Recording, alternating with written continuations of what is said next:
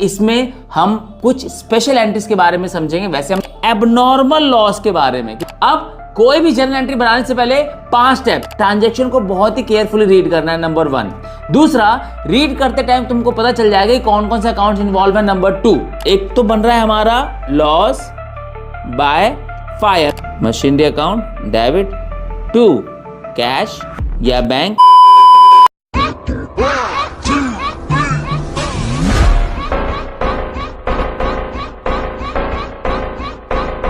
Hello students, welcome back to the channel and your one and only accountancy. तो students, हमारा सबसे important chapter which is backbone, which is foundation, which is fundamental, which is basic of the accountancy, journal की third and last video. ठीक है, अब आज की ये वीडियो बहुत बहुत बहुत इंपॉर्टेंट होने वाली है, क्योंकि इसमें हम कुछ स्पेशल एंट्रीज के बारे में समझेंगे। वैसे हमने पिछली वीडियो में भी समझी है, दोज आर इक्वली इंपॉर्टेंट, लेकिन इसमें एक टॉपिक आने वाला है loss by theft and fire, जिसमें बच्चों को बहुत डाउट होते हैं। लेकिन इस वीडियो के बाद तुम्हें डाउट नहीं रहेगा। This is my assurance to you guys, right.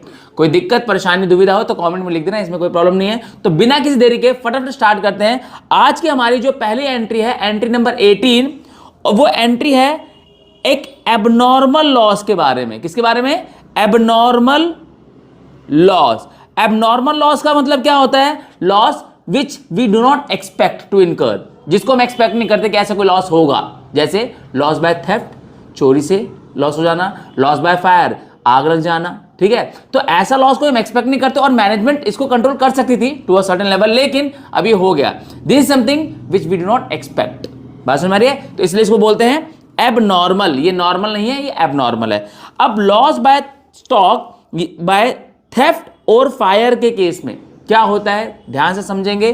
कुछ पार्ट्स में है ये, अगर इन पार्ट्स को 1 बाय 1 आप समझोगे ना, तो एक साथ क्लियर हो जाएगी, कोई दिक्कत नहीं आएगी। कोई प्रॉब्लम हो तो कमेंट कर देना, मैं बार बार बोल रहा हूं, कोई प्रॉब्लम नहीं है। ठीक है, देखो, goods costing 5000 were destroy by fire.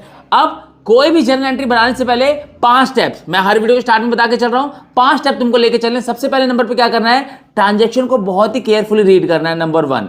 दूसरा, रीड करते टाइम तुमको पता चल जाएगा कि कौन कौन से अकाउंट्स इन्वॉल्व है। Number 2, accounts involve. नंबर 3, कि जो अकाउंट्स इन्वॉल्व हैं उनका नेचर क्या है। थर्ड स्टेप, नेचर 5 है हमारे, asset, liability, capital, revenue, expense, इनमें से कोई एक होगा, इसके अलावा कुछ और नहीं हो सकता। चौथा step, how are they getting affected, क्या इफेक्ट हो रहा है, इंक्रीज हो रहा है या डिक्रीज हो रहा है। And the last and final one, क्या? एप्लीकेशन ऑफ रूल अप्लाई कर दो according to modern classification of accounting. ठीक है, तो अब देखो, अब जो मैंने ये पढ़ा कि goods costing 5000 were destroy by fire, तो यहां पर साफ साफ पता चल रहा है 2 अकाउंट। एक तो बन रहा है हमारा लॉस बाय फायर। ठीक है, लॉस बाय फायर, तो पहला अकाउंट कौन सा इन्वॉल्व है? Loss by fire. मैं थेफ्ट को छोड़ो, फायर को लेके चलता हूं, थेफ्ट और फायर दोनों होगा, आप ऐसे लिख सकते, कोई प्रॉब्लम नहीं है। दूसरा कौन सा इन्वॉल्व है? आपके क्या चले हैं? गुड्स चले। क्या चले हैं? गुड्स। तो जो आपके गुड्स हैं, जब आप लाए थे तो किस नाम से लाए थे बिजनेस में? परचेज के नाम से। किस नाम से लाए थे? परचेज के नाम से। दूसरा अकाउंट कौन सा इन्वॉल्व हुआ होगा? Purchase account. बात समझ में आ रही है? ठीक है, अब दूसरा आता है इसका नेचर।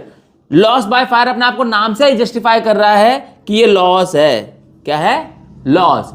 और परचेज क्या है? एक्सपेंस। परचेज क्या है? एक्सपेंस।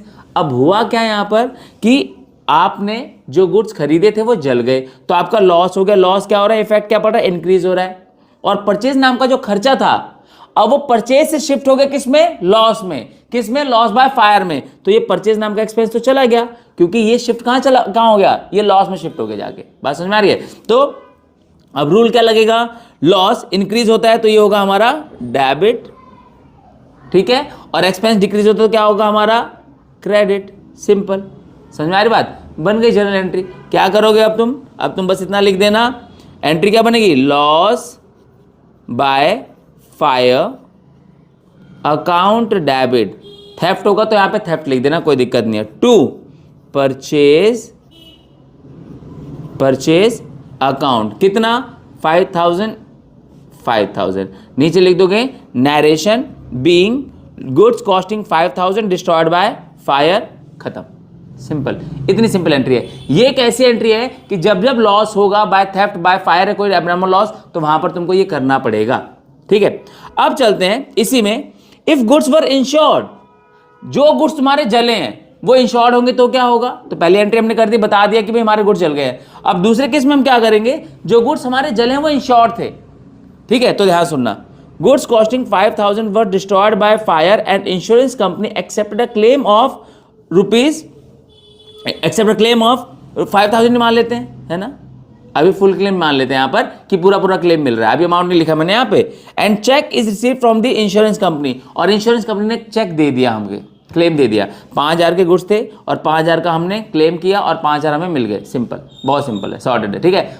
यूजुअली ऐसा होता नहीं है कि इंश्योरेंस कंपनी आपको पूरा का पूरा क्लेम लौटा दे, ऐसा नहीं होता है, बट ठीक है, हम एक सिचुएशन है लेके चल रहे हैं तो आपको पता होनी चाहिए, राइट। तो अकाउंट कौन कौन से इन्वॉल्व, ध्यान सुनना। लॉस तो तुम्हारा हो चुका, अब तुमने क्लेम किसको किया, इंश्योरेंस कंपनी को। इंश्योरेंस कंपनी तुम्हारी क्या बन गई, डेटर, यानी a company that from whom you are expecting a claim, कि भाई वो तुमको पैसा देगी, तो तुम उनसे एक्सपेक्ट कर रहे हो पैसा, है ना, तो तुम्हारे वो क्या बन गए, डेटर। तो अकाउंट कौन कौन से इन्वॉल्व हुए, जो तुम्हारा लॉस हुआ था, अब वो लॉस तुमने किस पे टाल दिया, वो डाल दिया तुमने इंश्योरेंस कंपनी पे, तो तुमने अपना लॉस तो कम कर दिया और किसको बोल दिया, इंश्योरेंस कंपनी को, कि भैया दो, पैसा दो, समझ गए। तो कैसे बात बनी, लॉ, एक तुम्हारा अकाउंट इन्वॉल्व कौन कौन सा हुआ, लॉस बाय फायर जो था ना तुम्हारा, वो एक इन्वॉल्व हुआ। दूसरा इंश्योरेंस कंपनी, कौन सी, इंश्योरेंस कंपनी जिनसे तुम क्लेम मांग रहे हो, समझ में आई बात। अब लॉस बाय फायर तुम्हारा क्या है, लॉस बाय नेचर, ठीक है, और इंश्योरेंस कंपनी तुम्हारे लिए क्या बन गई, एसेट। कैसे एसेट बनी ना, insurance company is the person to whom you are expecting a money, उनसे पैसा चाहिए ना तुमको, तो तुम्हारे लिए क्या बन गए, वो डेटर्स बन गए। तो लॉस तुम्हारा क्या हुआ बच्चों, लॉस तुम्हारा हुआ है डिक्रीज, क्योंकि अब तो तुम खुश हो ना कि चल रहा है इंश्योरेंस कंपनी तो दे दी, टेंशन वाली बात थोड़ना है, समझ रहे हो। तो इंश्योरेंस कंपनी से तुम एक्सपेक्ट कर रहे हो, तो ये तुम्हारा लॉस कम हो गया, और जो तुम्हारी एसेट थी कौन, डेटर नाम की, वो एसेट क्या हो गई, इंक्रीज हो गई। क्या हो गई, इंक्रीज। एसेट इंक्रीज होती है तो क्या होती है भाई, डेबिट, और लॉस डिक्रीज होता है तो क्या होता है बच्चों, क्रेडिट। रूल्स यार याद कर लेना, बाद में मत बोलना, ठीक है, सिर्फ रिश्तेदारों के लिए नहीं, अपने एग्जाम के लिए भी। समझ में आ रही बात, क्योंकि रूल्स याद नहीं होंगे तो आता हुआ क्वेश्चन नहीं हो पाएगा, गलत हो जाएगा तो उसका कोई फायदा नहीं है। देयर इज नो सेंस कि तुम्हें आता हो फिर भी ना हो पे, जस्ट बिकॉज तुमने रूल याद नहीं किए। तो ग्रुप बना लो ना, एसेट और एक्सपेंस का ग्रुप बना लेना, लायबिलिटी कैपिटल रेवेन्यू का ग्रुप बना लेना, किसी भी एक को याद करना, दूसरा अपने आप ही याद हो जाएगा। समझ में आ रही बात। तो अब क्या करेंगे इसमें, अब जर्नल एंट्री क्या बनेगी, इंश्योरेंस कंपनी को क्लेम करोगे तो इंश्योरेंस, ठीक है, company account debit to loss by fire, ठीक है। तो अब तुमने इंश्योरेंस कंपनी को क्लेम किया है, कितना, 5000, ठीक है, 5000 का क्लेम कर दिया तुमने। नरेशन क्या होगा, बीइंग, है ना। ये ध्यान रखना कि अभी तुमने बस क्लेम किया है, ये क्लेम करने की एंट्री है। पहली एंट्री में तुमने बताया कि भैया मेरा लॉस हो गया है, दूसरी एंट्री में तुमने इंश्योरेंस कंपनी को बताया कि क्लेम दे दो हमें 5000 का, ठीक है। तो अब ये जो सेकेंड एंट्री है ये क्लेम करने की एंट्री है। ये एंट्री तभी होती है जब आपने इंश्योरेंस करा रखा है, तो इसलिए यहां पर हेडिंग देख रहे हो, इफ गुड्स वर इंश्योर्ड, तो यहां पर इफ लगा हुआ है, अगर गुड्स इंश्योर्ड होंगे तभी एंट्री होगी, वरना ये एंट्री नहीं होगी। ध्यान रखना, देखो जैसे ये था, ये पहली एंट्री में हमने क्या लिखा, loss of stock by fire और थेफ्ट, यहां पर लॉस हुआ तो हमने लॉस को बताया कि भाई ये लॉस हो गया हमारा। फिर हम क्या करेंगे, ये देखेंगे कि वो गुड्स इंश्योर्ड है या नहीं है। क्वेश्चन क्या कह रहा है, अगर वो इंश्योर्ड है तो ये इंश्योरेंस क्लेम की एंट्री है, यहां पर क्लेम रिसीव नहीं होगा, you have made a claim only. समझ रहे हो, तुमने अभी बस क्लेम किया है, अभी क्लेम तुमको मिला नहीं है, ठीक है। तो अब ये क्लेम करने की एंट्री होगी क्या, इंश्योरेंस कंपनी को तुमने डेबिट कर दिया क्योंकि वो तुम्हारा डेटर हो गया, और तुमने अपना लॉस उनके कंधे पे डाल दिया कि ले भाई अपना लॉस बियर कर, मेरे को मेरा पैसा दे, क्लेम का, बात खत्म। बात समझ में आ रही है। अब बात आती है कि क्लेम कितना मिल रहा है। ऐसा जरूरी तो नहीं है कि तुम्हें पूरा का पूरा क्लेम मिल जाएगा, है ना, ऐसा होता नहीं है। पूरा क्लेम मिल जाएगा तो उसकी एंट्री होगी, नहीं मिलेगा तो उसकी एंट्री भी होगी। लेकिन यूजुअली ऐसा नहीं होता है कि इंश्योरेंस कंपनी जितना लॉस हो पूरा दे देती है, कुछ काट पीट के, या 90% 80% का रेशियो चलता है अपना, ठीक है। तो goods costing 5000 were destroyed by fire and insurance company accepted a claim of 5000। 5000 का लॉस हुआ, 5000 ही एक्सेप्ट कर लिया कंपनी ने, बहुत बढ़िया बात है। इससे अच्छा क्या हो ही हो सकता है हमारे लिए, समझ गए। तो अब क्या होगा इस केस में, ध्यान से सुनना। इंश्योरेंस कंपनी ने आपको क्लेम दिया है, तो पिछली एंट्री में जहां पर तुमने इंश्योरेंस कंपनी को डेटर बनाया था ना, उन्होंने तुम्हें क्लेम दे दिया। अब ये कनेक्टेड है, ये एंट्रीज इंटरकनेक्टेड है। सबसे पहले क्या करोगे, लॉस की एंट्री करोगे, फिर क्या करोगे, क्लेम करोगे, और यहां पर तुमको क्लेम मिलेगा। अब 3 एंट्री का केस है, यहां पर 3 स्टेप चलेंगे, पहले लॉस की एंट्री, फिर क्लेम करने की एंट्री, और तीसरी एंट्री में तुमको क्लेम अब मिल रहा है। तो क्या होगा, इंश्योरेंस कंपनी जिसको तुमने क्लेम, जिससे क्लेम मांगा था, वो तुम्हें पैसा दे रही है, तो तुम्हारा क्या, एक तो कैश के थ्रू नहीं देते हैं, वो बैंक के थ्रू देते हैं। एक तो तुम्हारा बैंक अकाउंट इन्वॉल्व होगा, ठीक है, दूसरा इंश्योरेंस कंपनी इन्वॉल्व होगी, इंश्योरेंस कंपनी इन्वॉल्व होगी, ठीक है। कैश तुम्हारे लिए क्या है बच्चों, नेचर बाय नेचर एसेट है, और इंश्योरेंस कंपनी भी क्या थी, एसेट थी, बिकॉज ये डेटर थे तुम्हारे, इनसे तुम पैसा एक्सपेक्ट कर रहे थे, समझ गए। तो ये तुम्हारे क्या थे, डेटर थे, है ना।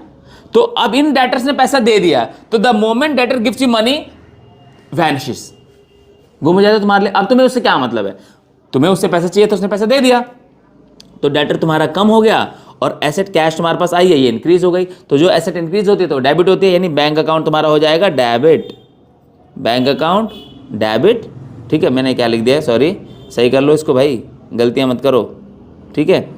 तो क्या करेंगे, ये होगा तुम्हारा डेबिट और ये होगा तुम्हारा क्रेडिट, ठीक है। क्या डेबिट होगा, बैंक वाला पार्ट, ये वाला पार्ट डेबिट होगा। तो एंट्री क्या करोगे तुम, bank account debit to insurance company, ठीक है। कितना, 5000 का 5000 पूरा क्लेम मिल गया है, तो पूरा क्लेम मिल गया तुमको, बात खत्म। बात समझ में आ रही है, नरेशन आ जाएगी यहाँ पर, being insurance company made a claim of 5000, खत्म।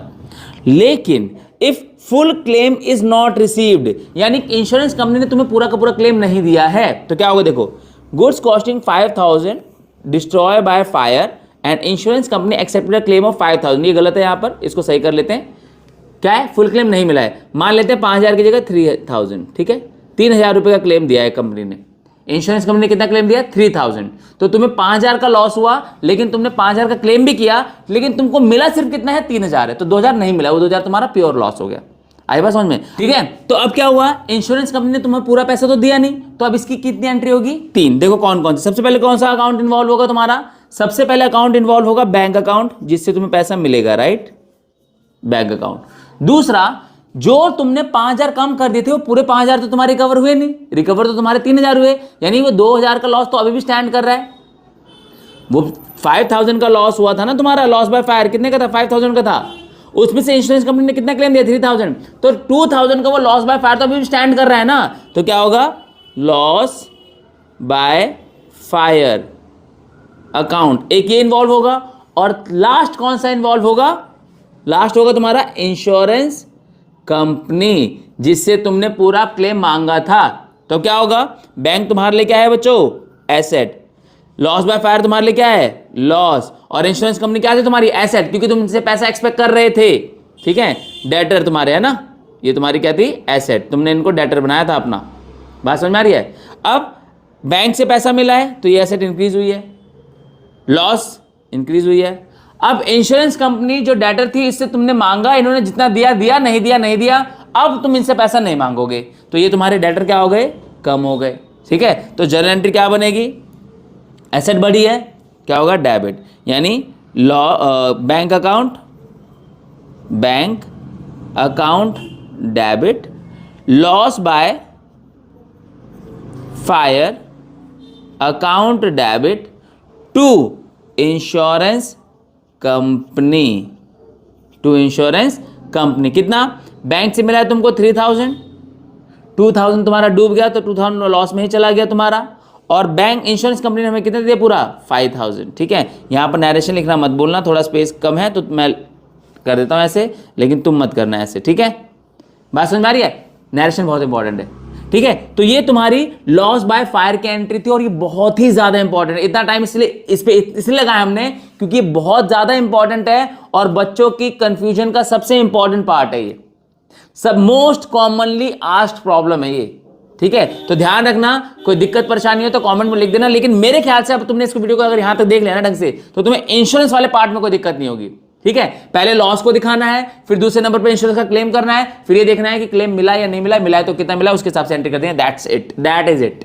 समझ में आ रही बात। तो चलो अब फटाफट से पहुंचते हैं अगली एंट्री पे, नहीं तो वीडियो खिंच जाएगी, फिर तुम बोलोगे इतनी लंबी वीडियो कौन देखेगा, हमें इतना पढ़ने की आदत नहीं है, ठीक है। लेकिन आदत डालनी पड़ेगी बच्चों, वीडियोस लंबी ही आएंगी, वैसे इतनी लंबी है नहीं है, लेकिन लंबी है मतलब टाइम इन्वेस्ट कर रहे हैं हम इस पर तुम्हारे लिए, बात समझ में आ रही है। क्योंकि ये एक, आप अगर क्लास वगैरह ज्वाइन करते होगे ना तो वहां पर इस एक टॉपिक पे पूरी पूरी क्लास निकल जाती है, समझ रहे हो। तो वो चीज मैंने तुम्हें सिर्फ 10-15 मिनट में क्लियर कर दी है, और इतने बढ़िया से डीपली क्लियर किया है, क्या ही होगी क्लियर, है ना। तो सही है, चलो आगे बढ़ते हैं।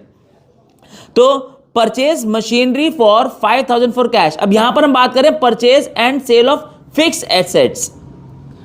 परचेज टर्म यूज करते हैं, दिमाग में आता है कि अच्छा इसमें तो परचेज अकाउंट यूज होगा, नहीं नहीं, ये गलती मत करना।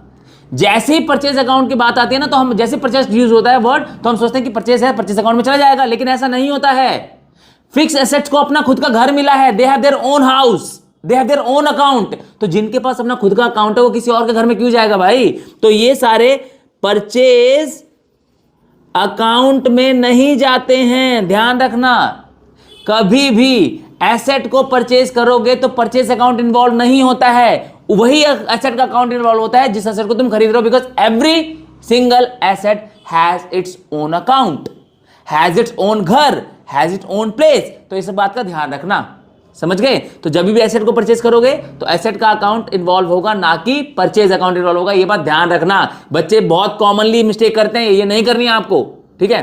तो क्या है, देखो अकाउंट परचेज मशीनरी, तो अकाउंट कौन कौन से इन्वॉल्व होंगे, एक तो मशीनरी अकाउंट होगा, दूसरा 5,000 फॉर कैश, कैश में खरीदा है तो एक तुम्हारा कैश अकाउंट इन्वॉल्व होगा। मशीनरी तुम्हारे लिए क्या है, एसेट है, और कैश तुम्हारे लिए क्या है, एसेट है, ठीक है। ये एसेट क्या हुई है, इंक्रीज, ये एसेट क्या हुई है, डिक्रीज। बात समझ में आ रही है, सिंपल है। तो रूल क्या कहता है कि मशीनरी बढ़ी है तो ये डेबिट कर दो, और कैश एक एसेट गई है तो उसको क्रेडिट कर दो। तो जनरल एंट्री बनेगी तुम्हारी, क्या होगी, machinery account debit, machinery account debit to cash या बैंक अकाउंट, ठीक है। अगर मान लो कि यही मशीनरी मैंने उधार में खरीदी थी तो तुम क्या करते, बताना जरा। अगर यही मशीनरी मैंने उधार में खरीदी तो तुम क्या करते, बहुत सिंपल होता, या तो यहाँ पर कैश आएगा, या तो अगर बैंक से खरीदी तो यहाँ पर बैंक आएगा, और अगर उधार में खरीदी है तो यहाँ पर उस क्रेडिटर का नाम आ जाएगा जिससे तुमने उधार में खरीदी है, यानी क्रेडिटर्स पर्सनल अकाउंट। ध्यान रखना, ये तीन होते हैं, समझ गए। ये तीन ही तरीके हैं खरीदने के, और चौथा कोई तरीका नहीं है। या तो तुम कैश में खरीदोगे तो कैश क्रेडिट होगा, या तो तुम बैंक से खरीदोगे तो बैंक क्रेडिट होगा, या फिर तुम उधार में खरीदोगे, है ना, और उधार में खरीदोगे तो क्रेडिटर बढ़ेगा। क्रेडिटर क्या होता है, लायबिलिटी, लायबिलिटी बढ़ती है तो क्या होती है, क्रेडिट होती है। तो तीनों ही केस हो सकते हैं यहाँ पर, बात समझ में आ रही है। तो यहाँ पर कोई कन्फ्यूजन मत रखना। दूसरा आती है बात सेल ऑफ मशीनरी, ठीक है। अब मशीन को सेल कर रहे हो तो जैसे एसेट को परचेज करने में परचेज अकाउंट इन्वॉल्व नहीं होता, वैसे सेल करते टाइम भी सेल अकाउंट इन्वॉल्व नहीं होता, इस बात का ध्यान रखना। एसेट के परचेज या सेल पर परचेज अकाउंट या सेल अकाउंट अफेक्ट नहीं होता है, उनका खुद का अपना घर होता है, खुद का अकाउंट होता है, तो वही रिकॉर्ड वही जाते हैं, ये अपने घरों में जाते हैं, ठीक है। तो इस बात का ध्यान रखना कि एसेट को परचेज सेल करोगे तो ना तो परचेज अकाउंट अफेक्ट होगा, ना तो सेल अकाउंट अफेक्ट होगा। ये गलती मत करना भाई, बहुत गलती होती है ये वाली, बार बार चीख के कह रहा हूं, ये गलती मत करना। परचेज अकाउंट सिर्फ गुड्स के लिए यूज होता है, सेल अकाउंट सिर्फ गुड्स के परचेज सेल के लिए यूज होता है। एसेट्स के लिए उनका खुद का घर है, जिनका खुद का घर है वो किसी और के घर में क्यों जाएंगे, सिंपल। जिनका खुद का अकाउंट है किसी और के अकाउंट में क्यों जाएंगे, वो नहीं जाएंगे, ध्यान रखना, ठीक है। तो क्या करेंगे, देखो अकाउंट्स कौन कौन से इन्वॉल्व होंगे। मशीनरी सेल किए तुमने तो एक तो तुम्हारा सेल करोगे तो पैसा आएगा, ऑब्वियसली, तो पैसा आएगा तो कैश अकाउंट इन्वॉल्व होगा। नहीं तो हो सकता है तुमने उधार में किया तो बैंक अकाउंट इन्वॉल्व हो जाएगा। नहीं तो हो सकता है कि तुमने उधार में बेचा है तो इसका मतलब डेटर भी हो सकता है। तो तीनों में से कोई भी हो सकते हैं, ये एक ही में सारे बता रहा हूं क्योंकि इसी लायक हैं। अब तीनों के लिए अलग अलग एंट्री बनाए, कोई पॉइंट नहीं है इस बात का। इतने तो तुम विद्वान हो यार, इतना पढ़ लिया तुमने, इतना तो आता होगा कि एसेट बेचने के तीन तरह के, या तो कैश में बेचोगे, या तो उधार में कैश में बेचोगे, या तो बैंक के थ्रू बेचोगे, नहीं बैंक से पैसा मिलेगा, या तो तुम जिसको बेचोगे उसको उधार में बेचोगे, तो वो बंदा तुम्हारा क्या होगा, डेटर हो गया। In all the three cases ये तीनों हमारे लिए क्या बनती है, बाय नेचर एसेट ही बन रही है। कोई कंफ्यूजन मत रखना, समझ में आ रही बात। दूसरा अकाउंट कौन सा इन्वॉल्व हुआ, मशीनरी अकाउंट। कौन सा, मशीनरी अकाउंट। बात समझ में आ रही है। तो एसेट तुम्हारी क्या हो रही है, तीनों में से कोई भी हो, एसेट क्या होगी, इंक्रीज ही होगी। और मशीनरी भी तुम्हारी क्या है, एसेट ही है ना, बेच रहे हो तो जा रही है, तो एसेट क्या हो रही है, डिक्रीज हो रही है। तो एसेट इंक्रीज होती है तो क्या होती है बच्चों, डेबिट। डिक्रीज होती है तो क्या होती है, क्रेडिट। बच्चों वाली फीलिंग दिला दी तुमने चौथी पांचवी क्लास के बच्चे को, पीछे पीछे बुलवाने लगे। ठीक है, चलो एनीवेज, तो अब क्या करेंगे इसमें, फटाफट से आगे बढ़ते हैं कॉन्टिन्यूटी में, बिना कुछ सोचे समझे। डेबिट कौन हो रहा है, इन तीनों में से कोई होगा, तो या तो कैश अकाउंट होगा, या तो बैंक अकाउंट होगा, या तो डेटर्स पर्सनल अकाउंट होगा। ध्यान रखना, तीनों में से कोई एक अकाउंट डेबिट होगा। ठीक है, डेबिट। टू क्रेडिट, एक ही होगा क्योंकि मशीनरी जा रही है। टू मशीनरी अकाउंट, कितना अमाउंट है तुम्हारा यहाँ पर, 2000। नरेशन बीइंग, अपनी भावनाएं व्यक्त करने का क्वेश्चन है जो तुम्हें बोलिए, खत्म। बात समझ में आ रही है। अगला आता है, ये बड़ी इंपॉर्टेंट है, ये भी एक गलती है, समझ रहे हो, ये भी एक गलती है जो बच्चे बहुत कॉमनली करते हैं। Expenditure on installation of machinery and construction of building, गलती है ये, पता नहीं चला होगा तुम्हें, लेकिन ये गलती है और ये बहुत ज़्यादा होती है गलती, ये वाली भी। ठीक है, इसलिए मैंने बोला था कि ये वाला पार्ट ना बहुत इंपॉर्टेंट है, क्योंकि इसमें ना मोस्ट कॉमनली मेड एरर्स हैं जो बच्चे करते हैं एग्जाम में, टेस्ट में ना, मैंने देखे हैं ये। तुम एक एसी खरीद के लाए, अच्छा चलो मैं एक काम करता हूं कि तुम एक फ़ोन खरीद के लाए। ठीक है, तुम अपना फ़ोन खरीद के लाए, मान लो कि तुमने आईफोन खरीदा। ठीक है, आईफोन 11 खरीदा, चलो मान लो अभी स्टूडेंट हो तो मैं मान के चलता हूँ कि अपने पॉकेट मनी जमा करके तुमने अभी एक आईफोन खरीदा, आईफोन 12 खरीद लिया, 60,000 का मिल गया होगा तुम्हें अभी, लगभग मोटा मोटी यहीं का ही मिल गया होगा। ठीक है, अब आईफोन का फंडा पता है क्या है कि आईफोन वाले ना चार्जर नहीं देते। अब तो आ गया, अब तो रूल्स चेंज हो गए, वो चार्जर नहीं दे रहे, तो तुम क्या करोगे, उनका एक 19 वॉट का चार्जर आता है, तो तुम जाके और अडेप्टर, उसका 1900 रुपये का अडेप्टर है। अब तुम क्या बोलोगे कि फ़ोन तुम्हें 60,000 का पड़ा या 60,000 और प्लस में 1900 का पड़ा, बस मुझे इतना बता दो, इस बात का जवाब दे दो। लॉजिकली तुम्हारा ये फ़ोन किसी काम का नहीं है अगर तुम्हारे पास चार्जर नहीं होगा तो। मानते हो इस बात को, हाँ या ना बोलो बस, मानते हो ना? तो तुम पता है क्या बोलोगे, तुम मुझे फ़ोन पड़ा यार 61,900 का पड़ा, यही बोलोगे, क्योंकि ये expense eight the time of purchase on phone हुआ है और फोन का ही एक्सपेंस है, उसी पे ही हुआ है, रिपेयर नहीं कराया तुमने इसको अभी फोन को, उस ये मतलब ये कॉम्प्लीमेंट्री है, ये कॉम्प्लीमेंट करेगा, इसके बिना काम नहीं है ना। तो अब इसी तरीके से मान लो कि तुम्हारे घर में एसी आया, एयर कंडीशन खरीदा तुमने, ठीक है, ठीक, एसी अकाउंट लग रहा है तुम्हें ना, एसी ले लो भाई, ठीक है, एसी खरीदा तुमने, गर्मी आ ही रही है, और एसी वाला जब आया ना तो उसने इंस्टॉलेशन के 500 रुपये ऊपर से ले लिए, 500 तो अब नहीं ले रहे, 1500 रुपये ले रहे आजकल, 1500 रुपये और ले लिए, ठीक है।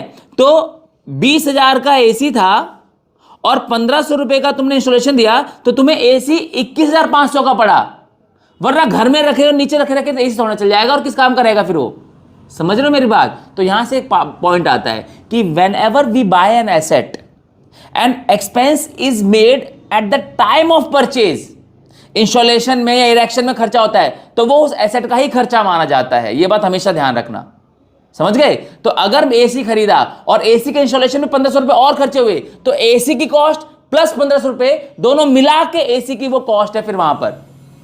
तो expense made at the time of purchase of asset is included in the asset only, ये बात हमेशा ध्यान रखना, ठीक है? तो देखो example, purchase machinery for 25,000 and paid 5,000 for installation charges, तो ये तुम्हें एसेट कितने की पड़ी? 25,000 की पड़ी, 20,000 की एसेट थी और 5,000 उसके इंस्टॉलेशन पे खर्च किया तुमने, तो सॉरी 25 और 5 30, तो तुम्हें 30,000 की एसेट पड़ेगी, इस बात का ध्यान रखना, बस यही इंपॉर्टेंट चीज है। लेकिन अगर तुमने आज मशीनरी खरीदी और 3 महीने बाद उसकी सर्विसिंग कराई है, तो फिर वो एसेट का खर्चा नहीं है, ये बात ध्यान रखना। अगर तुमने आज एसेट खरीदी है, 3 महीने 4 महीने बाद तुम उसकी सर्विसिंग करा रहे हो, तो फिर वो उसका खर्चा नहीं है, फिर वो किसका खर्चा है? फिर वो खर्चा रिपेयर एंड मेंटेनेंस का खर्चा है, फिर वो एसी का खर्चा नहीं है। बात समझ में आ रही है? तो बस ये ध्यान रखना। तो अकाउंट कौन कौन से इन्वॉल्व है? तुमने एसेट पे को खरीदा है तो एक तुम्हारा वही एसेट अकाउंट इन्वॉल्व हो गया, जैसे मान लो मशीनरी अकाउंट, ठीक है, मशीनरी अकाउंट, और पे करोगे तो कैश या बैंक के थ्रू पे करोगे, तो कैश अकाउंट या बैंक अकाउंट। आ रही है बात समझ में? नेचर क्या है इनका? ये भी एसेट है और ये भी एसेट है, और एक एसेट तो क्या हो रही है तुम्हारी? बढ़ रही है, लेकिन एक एसेट जेब से पैसा जा रहा है तो जा रही है, तो एसेट अकाउंट डेबिट, इंक्रीज होता है तो डेबिट, और कम होता है तो क्रेडिट, सिंपल सा फंड है। तो नरेशन लिख दो, सॉरी जनरली बना दो इसकी, machinery account debit, machinery account debit to cash या बैंक, वैसे ये सारी एंट्रीज बैंक के थ्रू करो तो ज़्यादा अच्छा है, क्योंकि बड़े बड़े अमाउंट होते हैं तो बैंक से जाते ज़्यादातर पैसे मोस्टली, ठीक है। कैश कौन कैरी करता है आजकल, डिजिटल ज़माना चल रहा है, ठीक है। तो अब क्या देखो, यहाँ पर कितना लिखोगे, 25 + 5, जो कि उसी के इंस्टॉलेशन पे उसी टाइम पे किया तुमने, तो 30,000 यहाँ पर लिखोगे, ध्यान रखना 30,000। आ रही बात समझ में? नरेशन में अपनी भावनाएं व्यक्त कर देना, दिस दैट, खत्म। अगला आता है डेप्रिसिएशन। अभी तो एसेट खरीदने की बात की थी सर, आपने छूटती अगली एंट्री में बता दिया उसकी वैल्यू कम हो गई, ले समझ गए। तो 60,000 का ये जो फ़ोन है, जो अब 60,000 का हो गया, आईफोन तुम्हारा 12 मैंने जो बताया वो आया था तो 60,000 का था क्या? नहीं, ठीक है। तो अब उसकी बात नहीं करते हैं, लेकिन मान लो कि कोई जिस फोन में तुम ये वीडियो देख रहे हो, ठीक है, जब ये फोन खरीदा होगा तो इसकी पर्टिकुलर कॉस्ट होगी। क्या आज इस टाइम पे जाके मार्केट में इसको बेच दोगे? नहीं बिकेगा, क्योंकि इसकी वैल्यू कम होगी ना। वियर एंड टियर हो गया, यूज हो गया, फ्लेक्स ऑफ टाइम हो गया, बहुत सारे फैक्टर्स हैं, तो इसकी वैल्यू कम हो गई। क्योंकि डेप्रिसिएशन क्या होता है? Reduction in the value of fixed assets.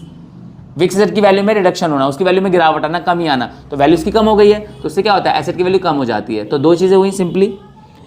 Depreciation एक नॉन कैश एक्सपेंस होता है, ध्यान रखना, ठीक है। मतलब इसके लिए हम किसी को पैसा दे नहीं रहे हैं, लेकिन हमारी जेब से एक तरीके से जा रहा है, कम तो हो रही है ना वैल्यू, तो उतनी वैल्यू उसकी कम होती जा रही है, तो गया तो हमारी जेब से था ना पहले, तो उसकी वैल्यू कम हो जाती है, एसेट की वैल्यू कम हो जाती है। तो it's a non cash expense, जो हम किसी को पे नहीं कर रहे हैं बट फिर भी हमारा खर्चा हो रहा है, ठीक है।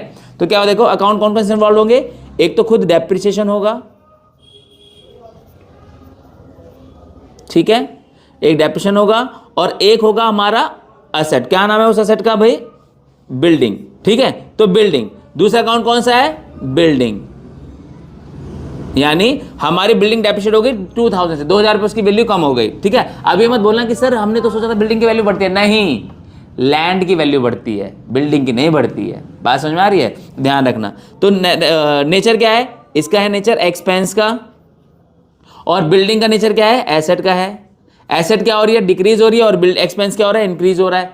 इंक्रीज होता है जो डेबिट, दोनों एक ही साथ आ गए, और डिक्रीज होता है तो क्या होता है? क्रेडिट। तो नरेशन जनरल क्या बनेगी तुम्हारी? जनरल बनेगी डेप्रिसिएशन अकाउंट डेबिट,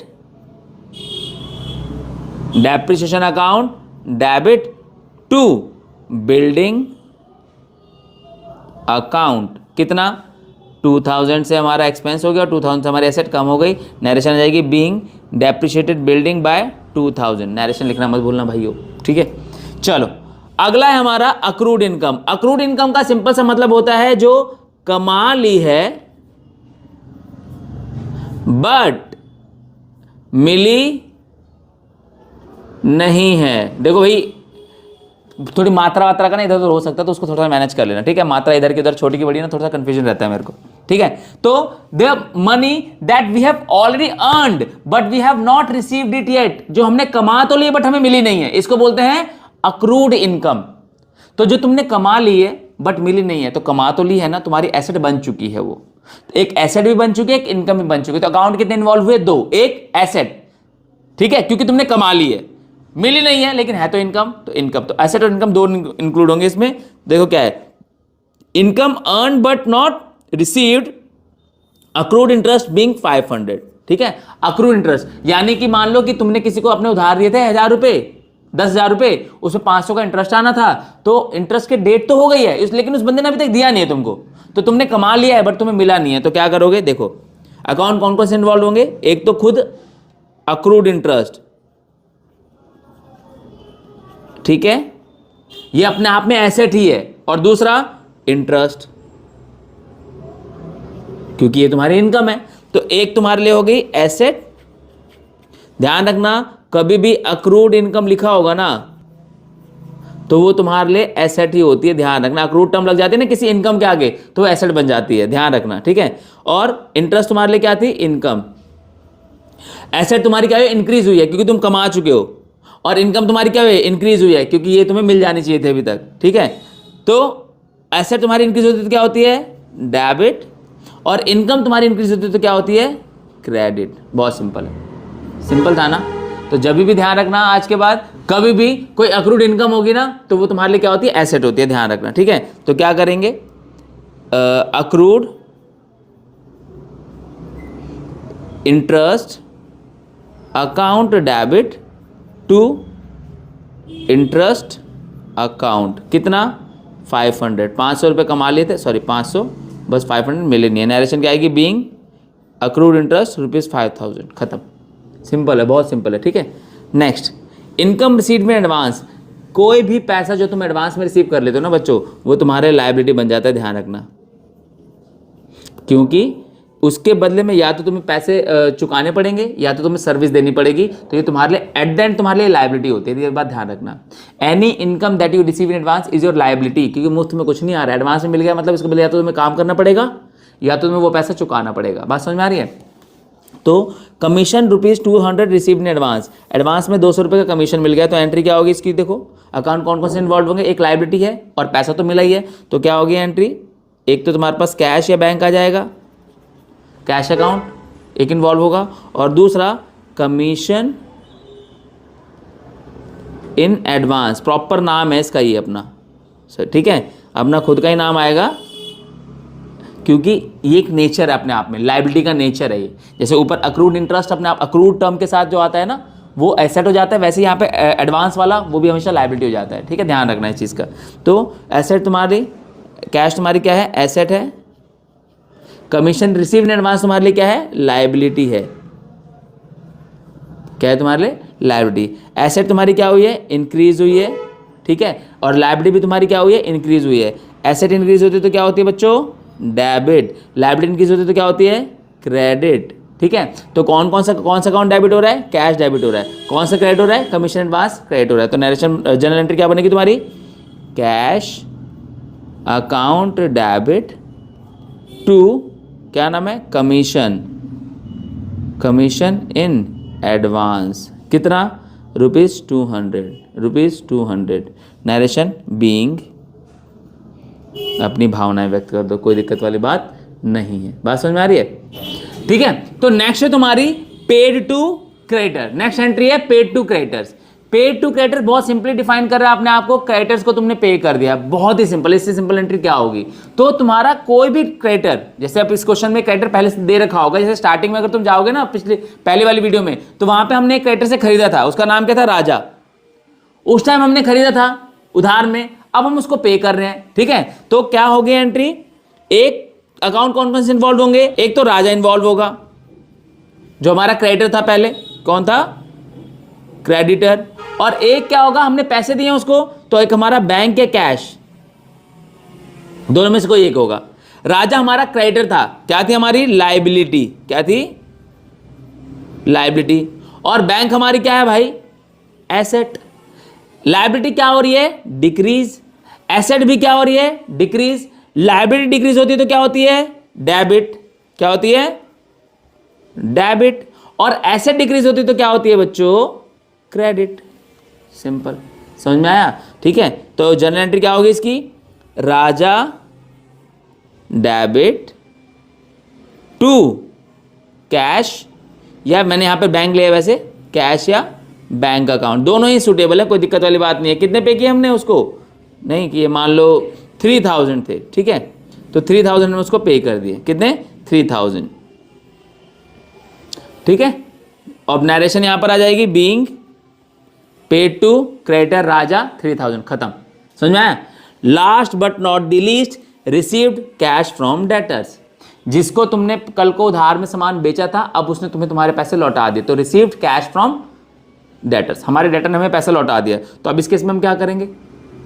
क्या करना चाहिए हमें? सिंपल, देखो जरा, तुमने कैश रिसीव किया ना डेटर से, तो दो चीजें होंगी। एक तो तुम्हारे पास कैश या बैंक आ जाएगा बच्चों, ठीक है, ये कैश अकाउंट इन्वॉल्व हो जाएगा। दूसरा ये बैंक से आएगा, जो भी आएगा। और दूसरा तुम्हारा कौन इन्वॉल्व होगा? वही डेटर, ठीक है। उस डेटर का नाम क्या था भाई? नाम यहां पर है राम्या, है ना, राम्या। तो राम्या का अकाउंट इन्वॉल्व होगा, डेटर का नहीं होगा, राम्या का अकाउंट इन्वॉल्व होगा, ध्यान रखना। तो नेचर क्या है? कैश हमारे लिए क्या है? Asset.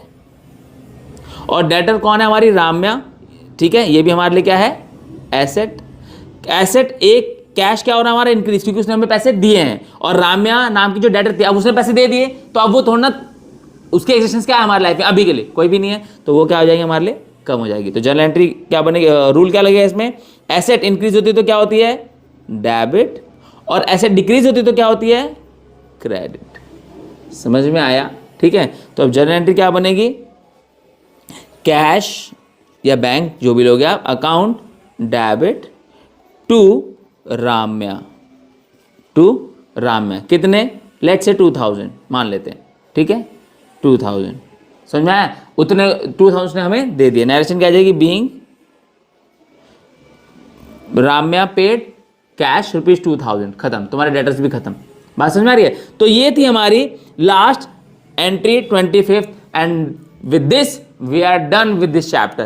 All the entries that could have been we have covered deeply. समझ आ रही बात। तो आई थिंक ये 3 पार्ट्स अगर तुम देख लोगे ना तो जर्नल एंट्री में कोई दिक्कत नहीं होगी। अगर तुम्हें जर्नल एंट्री में कोई दिक्कत नहीं होगी ना तो ये मेरी गारंटी, तुम्हें ना तो लेजर बनाने में दिक्कत होगी, ना तो ट्रायल बैलेंस बनाने में दिक्कत होगी, ना कुछ बनाने में दिक्कत होगी। अकाउंटिंग या अकाउंटेंसी पूरी की पूरी सॉर्टेड हो जाएगी तुम्हारे लिए, क्योंकि जर्नल एंट्री इज बैकबोन, ये बैकबोन है, तो इसका आना बहुत जरूरी है तुम्हें, ठीक है। तो आई थिंक क्या वी आर डन, तो इसको पढ़ो। बाकी अब बात करते थोड़ी सी वीडियो से हट के, तुम्हारे ही पर्पस की है, तुम्हारे ही मतलब की है, तुम्हारे फायदे की है। ये इंस्टाग्राम का हैंडल दिख रहा है तुमको, यहाँ पर जाओगे, इसके नोट्स फ्री में पड़े हुए हैं, तो वहाँ यहाँ पर जाओ हमारे इस हैंडल पे और हमें डीएम करो नोट्स। तुम्हें एक डायरेक्ट लिंक मिल जाएगी, ऑटोमेटेड लिंक मिल जाएगी, उसको क्लिक करके हमें रिक्वेस्ट सेंड कर देना, तुम ड्राइव पे ऑटोमेट कर दिए जाओगे, ड्राइव पे रिडायरेक्ट कर दिए जाओगे, वहाँ पर इसके नोट्स ना फ्री में है, बहुत बढ़िया धांसू नोट्स बने हुए हैं तुम्हारे लिए। तो यहां से समझो, वहां से प्रैक्टिस करो और एग्जाम में फोड़ दो एकदम, कोई दिक्कत वाली बात नहीं है, ठीक है। अब तुम्हारे लिए इतना फ्री में कंटेंट आ रहा है, देखो फ्री कुछ नहीं होता, तुम्हारे लिए मे भी फ्री में होगा, लेकिन हमारा बहुत टाइम इन्वेस्ट हुआ इसमें, 2 साल की कड़ी मेहनत के बाद ये डीप डाउन प्रॉपर नोट्स बने हैं, वीडियोस बन रही हैं, सब कुछ सॉर्टेड चल रहा है। तो खुद भी जुड़ो, अपने नोन वंस जिनको तुम जानते हो, जिनके लिए वीडियोस फायदेमंद हो सकती है, उनको उनके साथ भी शेयर करो, ठीक है, क्योंकि बेनिफिशियल तो ये है, इसमें मुझे कोई डाउट नहीं है, ठीक है। हाँ, फीडबैक्स मुझे आपसे चाहिए सो दैट मुझे और पता चले कि मैं क्वालिटी को और कितना इंप्रोवाइज कर सकता हूं, लेकिन यूजफुल तो आपके लिए है, ये कोई इसमें डाउट ही नहीं है मुझे, है ना। तो कुछ नहीं, अपने जो नॉन वंस है जिनको इनकी जरूरत हो सकती है उनके साथ शेयर करो, वीडियोस को लाइक करो, कमेंट करो भर भर के, जो कोई सजेशन है तो सजेशन दो, अच्छा लग रहा है तो मोटिवेटेड फील कराओ बाय सेइंग दिस, कुछ कमी लग रही है तो बताओ ताकि उसको इंप्रोवाइज किया जा सके, ठीक है।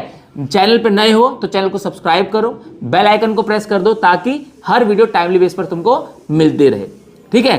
तो I think we are done with this, मिलते हैं अगले वीडियो में एक नए टॉपिक के साथ, और साथ में ये भी लिख देना तुम्हारा कौन सा चैप्टर तुम्हारा पेन पॉइंट है, उसकी भी वीडियो बना देंगे बिल्कुल सिंप्लीफाइड तरीके से। बात समझ में आ रही है। तो we are done with this, मिलते हैं अगले वीडियो में अगले नए टॉपिक के साथ। Till then take care of yourself, this is Pankaj Rai signing out.